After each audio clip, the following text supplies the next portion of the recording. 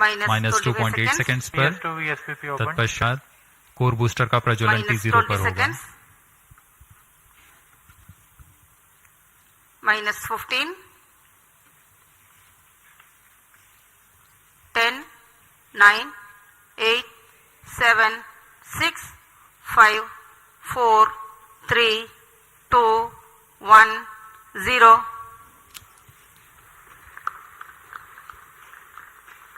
Lift-off normal. And the PSLV C-55 has lifted off, flying past the tufts of clouds. P2 tracking. भव्य नजारा PSLV C-55 का सफलतापूर्ण उत्थापन।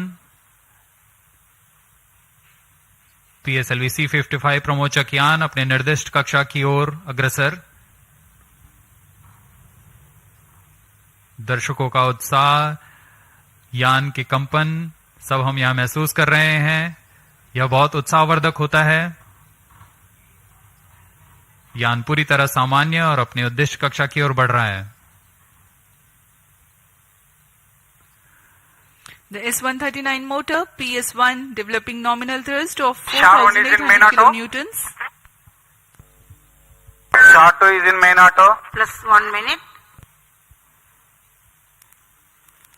पहले चरण के प्रज्वलन के दौरान रॉकेट वायुगतिक यानी एरोडायनामिक, संरचनात्मक और नियंत्रण तंत्र की दृष्टि से बहुत कठिन परिस्थितियों से गुजर रहा होता है। First stage performance normal. P2 change route SCBT2.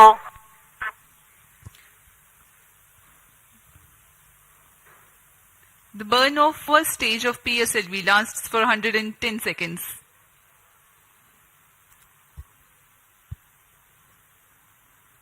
प्रथम चरण पूरी तरह सामान्य निष्पादन करते हुए तथा करीब 4,800 किलो न्यूटन का प्रणोद उत्पन्न कर रहा है।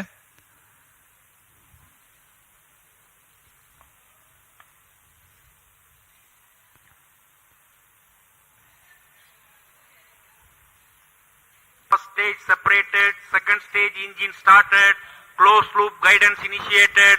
+2 minutes. प्रथम चरण के कार्यकाल के पश्चात उसे यान से पृथक कर दिया गया है तथा द्वितीय चरण जो कि तरल नोदक वाला चरण है उसे प्रज्वलित किया गया है। Second stage performance normal. A quick succession of several events. The first stage has been separated, second stage ignition is confirmed. Presently the altitude is 80 kilometers and we are 148 seconds from the launch.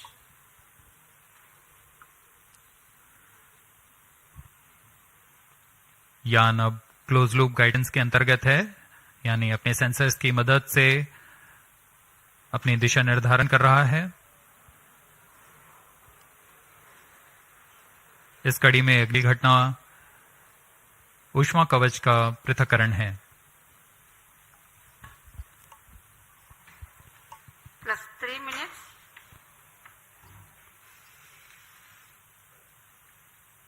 Payload fairing separated. Having cleared the dense atmosphere, the payload fairing has been jettisoned. PS2 stage is currently thrusting. ऊष्मा कवच के हट जाने के बाद Second और stage performance normal. यान close loop guidance तंत्र में काम कर रहा है, जिसमें रेट, जायरोस और एक्सेलेरोमीटर की मदद से वर्तमान स्थिति का पता लगाकर रॉकेट अपनी अभिवृत्ति नियंत्रण करता है और उद्दिष्ट कक्षा की ओर अग्रसर होता है।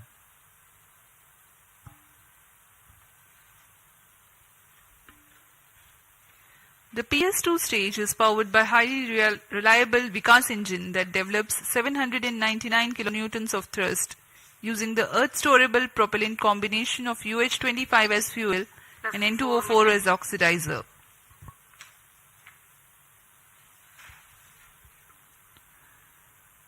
द्वितीय चरण का प्रज्वलन काल करीब 150 सेकेंड का है। तत्पश्चात इसे शट ऑफ कर यान से पृथक कर दिया जाएगा। 150 seconds is the Second total stage burn separated. time of Third PS2. stage ignited. The second stage has been separated. currently Sharan Third Porter stage account performance stations normal. tracking. PS3 thrusting currently. द्वितीय चरण के सफलतापूर्वक पृथक्करण के पश्चात तृतीय चरण, जिसे हम HPS 3 के नाम से जानते हैं, उसका प्रज्वलन शुरू हो चुका है और वह सामान्य कार्य कर रहा है। यान अपने निर्दिष्ट कक्षा की ओर अग्रसर होता हुआ अपेक्षित पथ का अनुकरण करता हुआ PSLV C55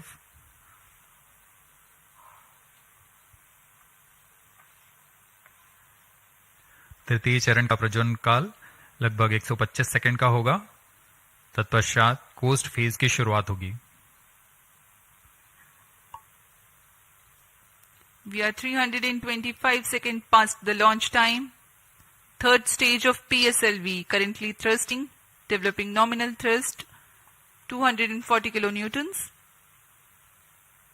This stage will increase the relative velocity by 3 kilometers per second, and then Third it burns stage out performance and continues normal. to coast along with the ongoing fourth stage and the payload. The burn time for HPS 3 is 125 seconds.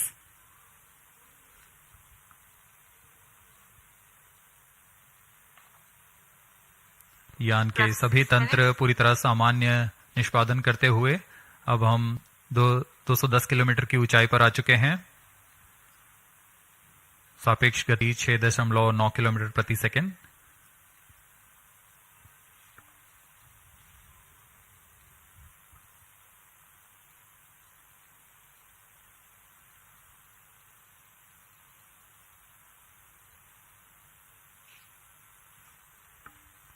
Third stage action completed.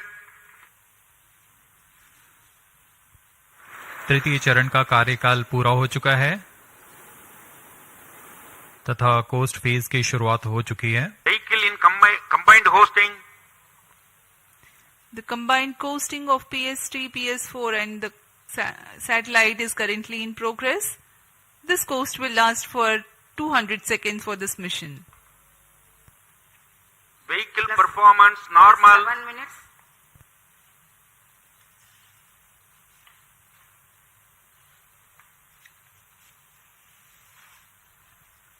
यान अपने निर्धारित कक्षा की ओर बढ़ता हुआ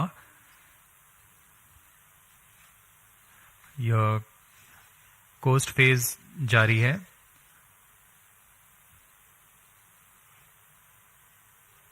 तृतीय चरण के पृथक होने के पश्चात चतुर्थ चरण के प्रज्वलन में कुछ समय होगा। कुछ समय पश्चात चतुर्थ चरण का प्रज्वलन किया जाएगा। The fourth stage of PSLV is scheduled to commence its operation at 982 seconds into the flight. In the meantime, let me throw some light on the passenger satellites taking ride in this mission. Plus 8 minutes. Vehicle performance normal. The Telios 2 satellite is developed under a partnership between DSTA from Government of Singapore and ST Engineering. The service is being provided through NSIL, the commercial arm of Indian Space Research Organization. Its predecessor, Telios 1, also had been launched by a PSLV in the year 2015. Telios 2 carries a synthetic aperture radar payload. It will be able to provide all-weather, day and night coverage and capable of imaging at 1 meter full polarimetric resolution. The spatial resolution of radar data is directly related to the ratio of the sensor wavelength to the size of sensor's antenna. That means to be able to get higher spatial resolution for a given wavelength, the antenna has to be impracticably big. Synthetic aperture radar is an answer to this objective, in which a sequence of acquisitions from a shorter antenna Vehicle are performance combined normal. to simulate a much larger antenna.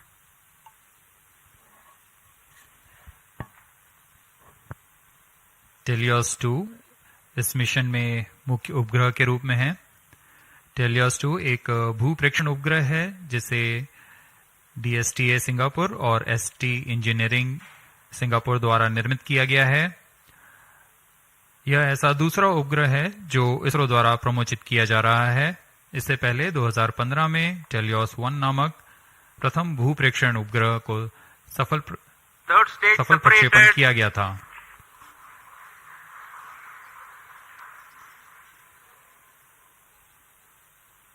यान में तृतीय चरण को सफलतापूर्वक पृथक कर दिया गया है।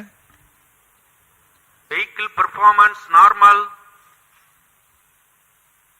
यान अभी प्राप्त संवेग से आगे बढ़ता हुआ चतुर्थ चरण का कोस्ट फेज जारी है।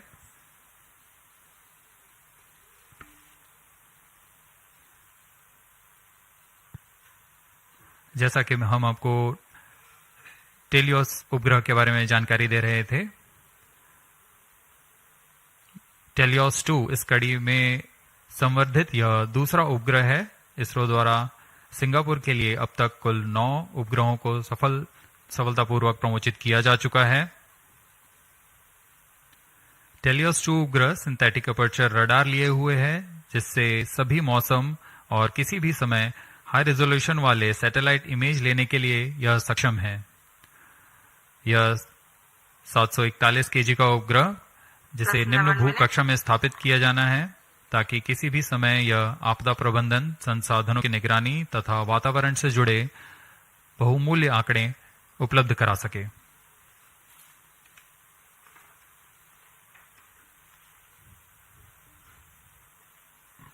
इसके अलावा एक अन्य को पैसेंजर के रूप में ल्यूमलाइट 4 उपग्रह है।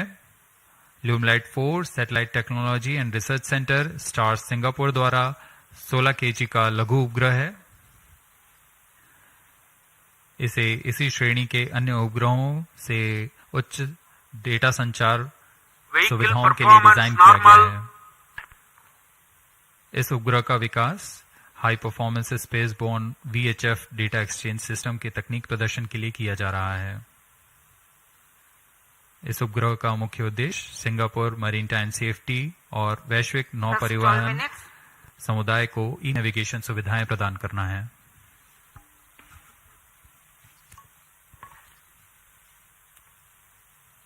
Some time ago, you had seen the third stage having completed its operation, being jettisoned from the ongoing launch vehicle at 587 seconds into the flight. Presently, PS4 is coasting. We are 12.5 minutes past the launch time. Apart from Telios 2, the co-passenger satellite Lumilite 4 is also from Singapore. It is co-developed by the Institute for Infocom Research, I2R, of A-Star and Satellite Technology and Research Center of National University of Singapore. Lumilite 4 is an advanced I2U satellite developed for the technological demonstration of the high-performance spaceborne VHF data exchange system, VDES.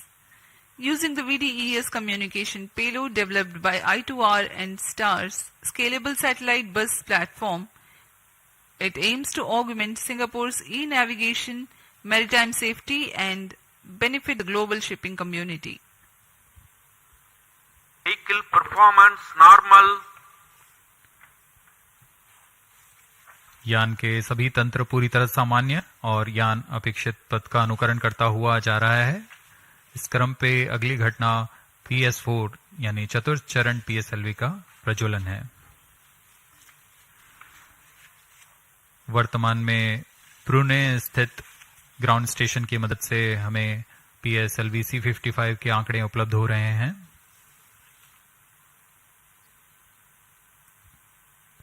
Plus 14 minutes.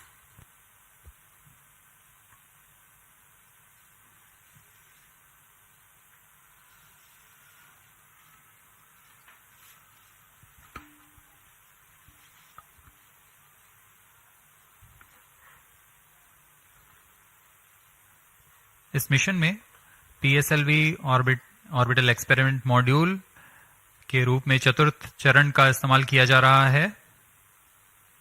चतुर्थ चरण के नोदक के पूर्ण व्यय हो जाने के पश्चात इसे कक्षीय प्रयोगों में इस्तेमाल किया जाएगा। यह तीसरी बार होगा जब पीएसएलवी के चतुर्थ चरण का प्रयोग एक प्रयोगात्मक प्लेटफॉर्म के रूप में उपयोग किया जा रहा है। सभी उपग्रहों के पृथक होने के पश्चात इन कक्षीय नितभारों को पावर ऑन किया जाएगा। इसके लिए इसमें सोलर पैनल्स लगे हुए हैं, जिसे PS4 के स्थिरीकरण की पुष्टि हो जाने के पश्चात विस्तृत किया जाएगा। इन सोलर पैनल्स को भी ऐसी दिशा में विस्तृत किया जाएगा जिससे सोलर पैनल्स का अधिकतम विद्युत उत्पादन किया जा सके। POEM-2 में इस बार कक्षीय प्रयोग के लिए नितभार इस प्रकार हैं: pilot, PSLV and orbital OBC and thermal, IIST द्वारा निर्मित, ARIS-2 advance retarding potential analyser for ionic studies, फिर से IIST द्वारा, ARCA 200 electric propulsion system Bellatrix द्वारा निर्मित,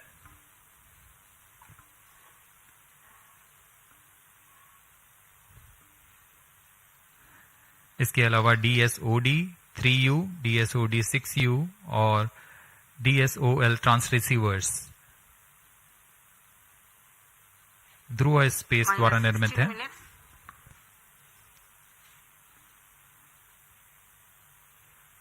इंडियन इंस्टीट्यूट ऑफ एस्ट्रोफिजिक्स द्वारा स्ट्रासबेरी सेंस पेलोड भी इसमें सफर कर रहा है। अब कुछ ही क्षणों में PS4 चतुर्थ चरण का प्रज्वलन अपेक्षित है।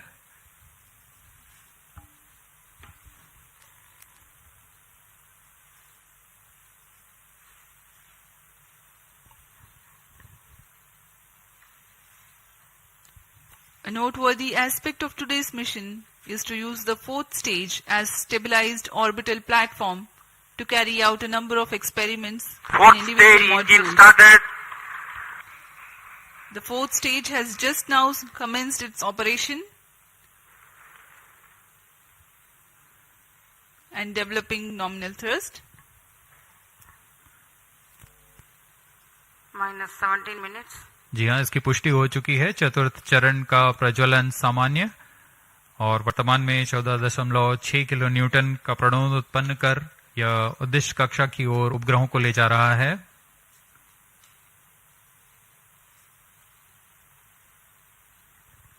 यह तरल नोदक पर आधारित चरण है जिसमें MMH और MON को ईंधन के रूप में उपयोग किया जाता है। This is a pressure fed Fourth stage twin performance engine normal. which is fed by monomethyl hydrazine and mixed oxides of nitrogen, which power the fourth stage of PSLV. Each of these engines develop 7.4 kilonewtons thrust. Nominal burn duration of PS4 for this mission is 131.6 seconds. Plus 18 minutes. Speaking about its stabilized orbital platform, it carries 7 payloads and an expected operational span of 1 month. 5 of these are through in-space.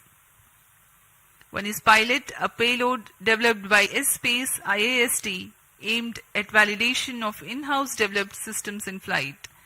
Another payload called ARIS-2, also developed by IAST. It has retarding potential analyzer having indigenous sensor module. Its predecessor has flown over PSLV C-45. Next is StarBodySense, which is developed by Indian Institute of Astrophysics. This payload is a centroiding star camera to identify stars Fourth in its stage field of thrust view cutoff. and estimate coordinates in its look direction. And Plus as 19 we minutes. describe this, we have a Satellite confirmation injection conditions are achieved. that the PS4 has completed its operation. Next event is the major event, the injection of the prime satellite in its distant orbit. जी हाँ, अपना कार्यकाल पूरा करने के पश्चात PS4 को shut off कर दिया गया है। यान अभी दिशा निर्धारण तथा पूर्ण अभिवृद्धि प्राप्त कर रहा है। उसके पश्चात सर्वप्रथम टेलियोस 2 उपग्रह को अंतक्षेपित किया जाएगा और उसके बाद ल्यूमलाइट 4 उपग्रह को उद्दिष्ट कक्षा में अंतक्षेपित किया जाएगा।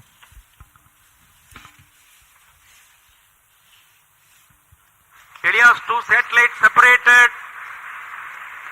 और हर्ष कापल यहां पर PSLV C55 मिशन अपनी पूर्णता की ओर। टेलियोस 2 उपग्रह को सफलतापूर्वक अंतक्षेपित कर दिया गया है। The primary satellite Helios 2 has been injected into its orbit and you are watching its onboard camera views on your screen. Next up is the co-passenger Limelight 4 separation event, which is awaited very eagerly now.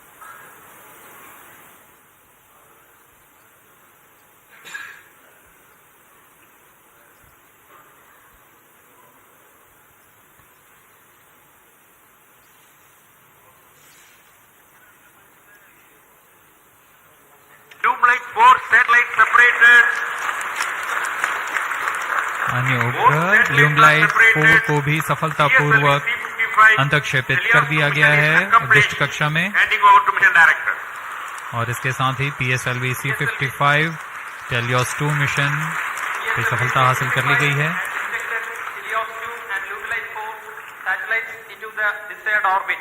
PSLV C55 Helios 2 mission is fully accomplished.